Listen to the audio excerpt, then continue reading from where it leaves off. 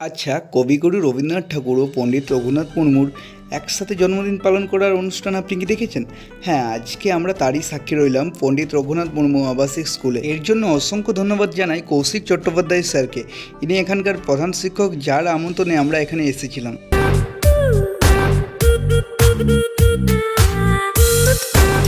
এত সুন্দর পরিবেশের জন্য এই স্কুলটাকে দেখে আপনার স্কুল কম কলেজ বেশি মনে হবে।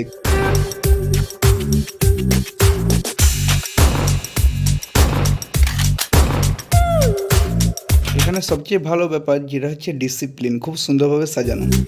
দেখতে দেখতে আমরা স্কুলের ভিতরে প্রবেশ করলাম এবং এখানে অনুষ্ঠানের জন্য সবাই কিন্তু রেডি। এখানে অলরেডি পণ্ডিত রঘুনাথ মুর্মুর ছবি এবং কবিগুরু রবীন্দ্রনাথের ছবি দুই প্রান্তে লাগানো আছে এবং এটা হচ্ছে এর মঞ্চ।